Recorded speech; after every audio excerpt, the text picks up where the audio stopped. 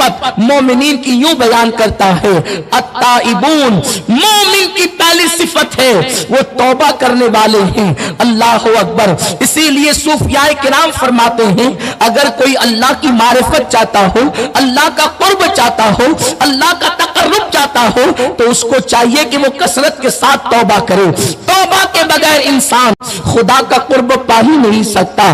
آقا کریم صلی اللہ علیہ وسلم ارشاد فرماتے ہیں، یہ کس کا ارشاد ہے؟ سید المعصومین کا ارشاد ہے، جانے کائنات کا ارشاد ہے، آبروئے انسانیت کا ارشاد ہے۔ اللہ اکبر۔ جو جانے عصمت ہے وہ رسول جس کے قریب سے کبھی تصور گناہ بھی گزر نہیں سکتا، وہ رسول فرماتے ہیں میں ایک دن میں 70 مرتبہ یا 100 مرتبہ اپنے اللہ کی بارگاہ میں توبہ ہوں، استغفار کرتا ہوں۔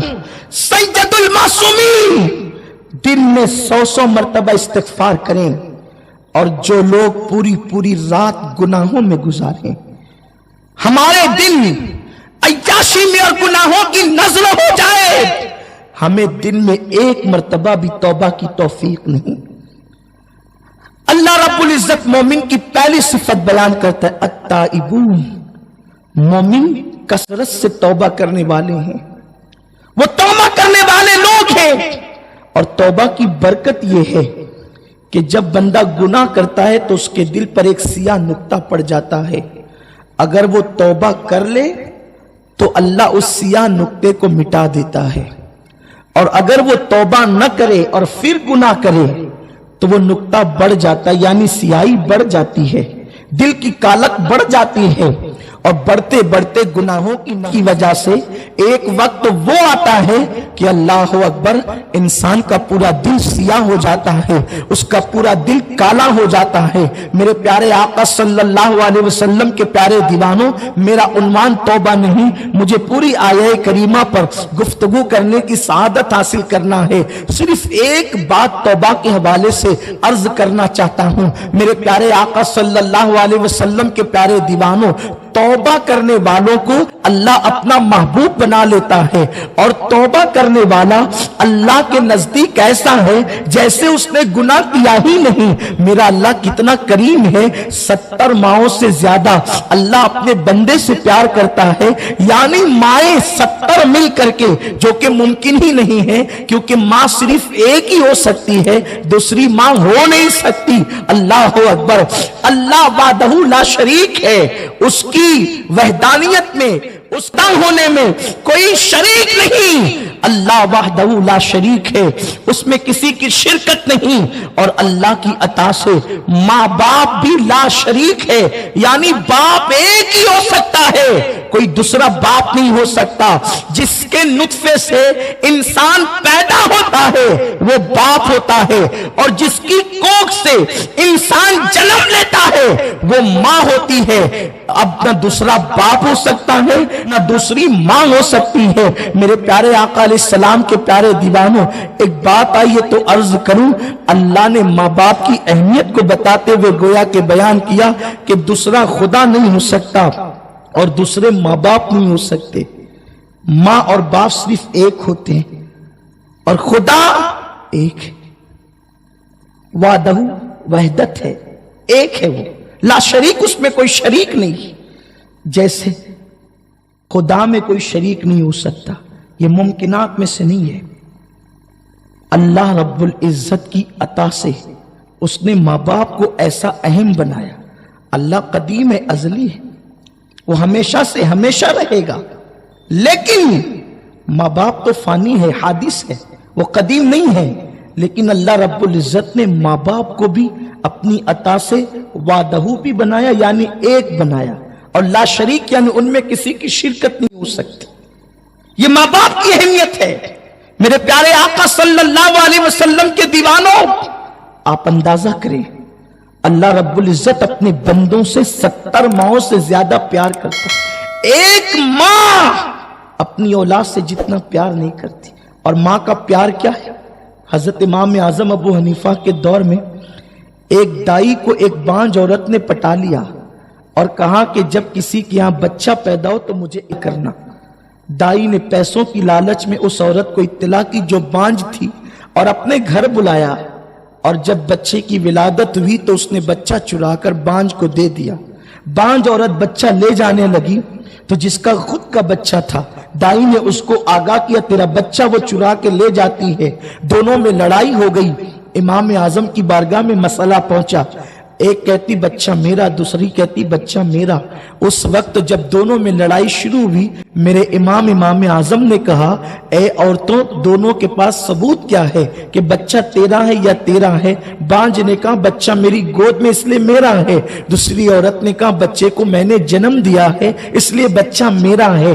उस वक्त इमाम ने फरमाया सबूत क्या है? तो दोनों ने दाई को पेश किया। चूंकि दाई औरत थी इसलिए इमाम ने फरमाया औरत है और एक है, इसलिए दोनों के हक में इसकी गवाही कबूल नहीं होगी। उस वक्त मेरे इमाम, चूंकि इमाम आजम जहां फकीह थे, जहां मुफ्ती थे, जहां मुहद्दिस थे, उस इमाम की शान ये थी अल्लाह ने उनको इतनी अक्ल दिया था कि फरमाते हैं अल्लाह अकबर, इमाम इब्न हजर फरमाते हैं कि अल्लाह ने इमाम आजम के दौर में सबसे ज्यादा अगर किसी को अक्ल दी थी तो वो इमाम आजम अबू हनीफा को अक्ल अता फरमाई थी।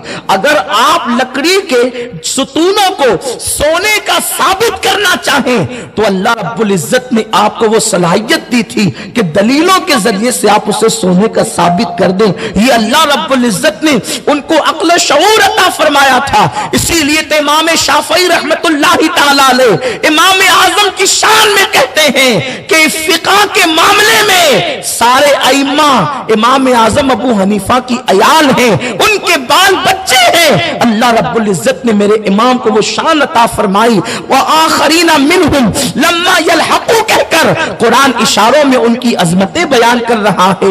इमाम को अल्लाह ने अक्ल शऊर दिया था। इमाम आजम की बारगाह में जब वो दाई की गवाही आपने कबूल नहीं की तो आपने बांझ औरत से बच्चा ले लिया, बच्चा लेकर जमीन पे रख दिया। जैसे बच्चा जमीन पे लेकर के रखा, चूंकि जो हकीकी मां नहीं थी उस पर कोई असर नहीं हुआ। जो हकीकी मां थी उसके चेहरे पे एक रंग आता दूसरा रंग जाता, एक रंग आता दूसरा रंग जाता। इमाम ने कहा तलवार लाओ। तलवार का नाम सुनकर जो बांझ औरत जिसके हाथ से बच्चा लिया था उस पर कोई असर न पड़ा, लेकिन जो हकीकी मां थी उसके चेहरे पर तो अजीब हवाइयां उड़ने लगी। इमाम के हाथ में तलवार आई तो उस मां ने कहा इमाम इस तलवार से आप क्या करेंगे? इमाम आजम ने मुस्कुराकर बड़ी संजीदगी से जवाब दिया चूंकि बच्चों पर बच्चा एक है और दावा करने वाली दो औरतें हैं, तो कहती है मैं मां, वो कहती है मैं मां, इसलिए मैं एक काम करूंगा जब कोई गवाही नहीं है तो मैं बच्चे के दो टुकड़े कर दूंगा, एक टुकड़ा तुझे दे दूंगा, दूसरा टुकड़ा इसे दे दूंगा। तो जो बांझ औरत थी जो बच्चा चुरा कर लाई थी उसके चेहरे पे कोई असर न था, लेकिन ये बात जब हकीकी मां ने सुना तो हाथ जोड़ के कहती इमाम मुझे माफ कर दे, मैंने झूठ बोला था, ये बच्चा मेरा नहीं है, ये बच्चा उसका है, आप एक काम करें बच्चा उसको दे दे। इतना सुनना था। इमाम ने बच्चा उठाया और उठाकर उसी के हाथ में दे दिया। ये बच्चा तेरा ही हो सकता है, इसलिए कि अल्लाह ने मां को जो ममता दी है वो ममता अल्लाह ने किसी को अता नहीं की है। एक मां की ममता का ये आलम है, तो जो अल्लाह सबका दर्जा अपने बंदों से प्यार करता हो उसकी मोहब्बतों का आलम क्या होगा।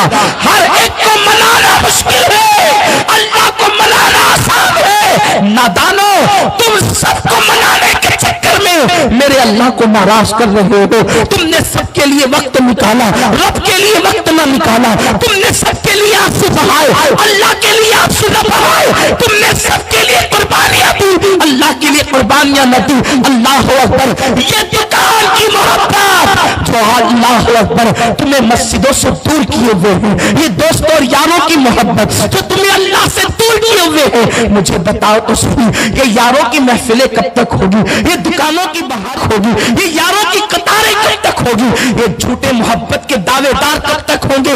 नादान, जब तुम्हें मौत आएगी तो सारे यार भी तुम्हारे जनाजे पर न आएंगे, हर दोस्त भी जनाजे पर न आएगा। मतलब के यारों में इतने उलझे कि उस यार की यारी भूल गए। बाबा बुल्ले शाह कहते उठ बुलिया चल यार मना ले वरना बाजी ले गए कुत्ते।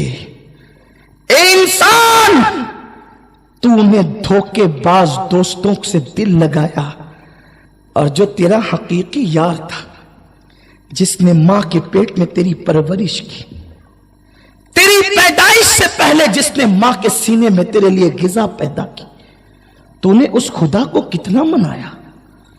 تو نے رات کے 3 بجے تک زنا کی تصویریں دیکھی، لیکن کبھی رات کے آخری پہر 2 رکعت نماز پڑھ کے اس کی بارگاہ میں تجھے توبہ کا موقع نہ ملا؟ اول آخر جس کی رحمتوں کی تجھے احتجاج ہے اور تم محتاج ہے، تو نے کبھی اس کی بارگاہ سے رشتہ جوڑنے کی کوشش نہیں کی؟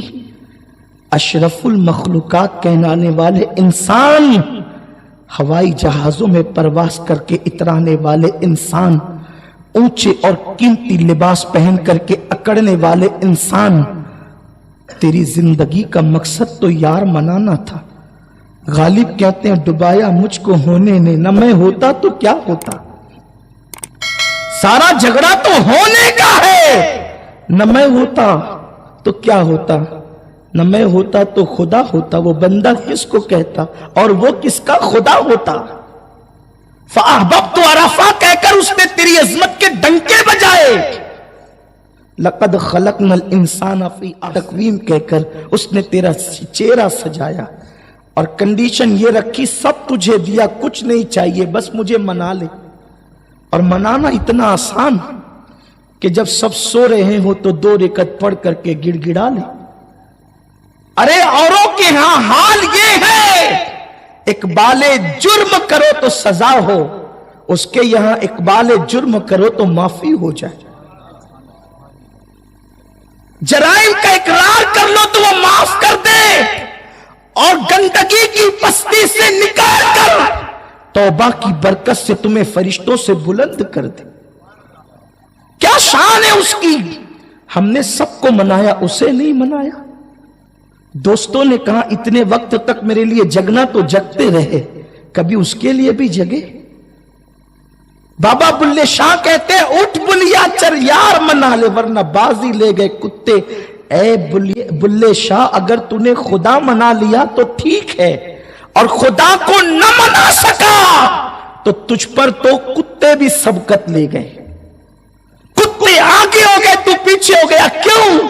اس لیے کہ مالک کتے کو 1 روٹی دیتا ہے، کتا مالک کا در چھوڑ کر کبھی نہیں جاتا، ڈنڈے پڑتے پھر بھی در نہیں چھوڑتا، اور وہ کریم ہمیں سب کچھ دیتا ہے، ہم اس کا در چھوڑ کر بھٹک رہے۔